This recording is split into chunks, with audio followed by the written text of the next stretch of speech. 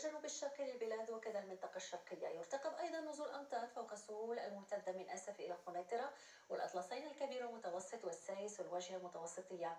درجات الحرارة الدنيا ستتراوح بين -7 و15 درجة بحسب المناطق، أما الحرارة خلال النهار فستشهد انخفاضا طفيفا أو ستبقى في استقرار. بخصوص مقاييس التساقطات المطرية المسجلة بالمملكة خلال 24 ساعة الماضية فهي كالآتي: الدار البيضاء مكناس 17 ملم، الحسيمة سيدي سليمان 13 ملم، إفران وسطات 12 ملم، رباط التمليل 11 ملم، الجديدة المحمدية وسلا 10 ملم، 9 ملم بالعرائش وطنجة، 7 ملم بالنواصر، بن سليمان خريبكة وفاس 6 ملم، 5 بأسفي، مليمترين بتازة، مليمتر بشفشاون والناظور، بن قرير وتطوان أقل من مليمتر. أما التساقطات الثلجية فقد سجلت مناطق مختلفة بالأطلسين الكبير والمتوسط والريف، وقد سجلت على المقاييس بجبل الحيان بإقليم فران ب 57 سنتيمتر، 54 سنتيمتر بجبل هبري، و48 بمشلفن.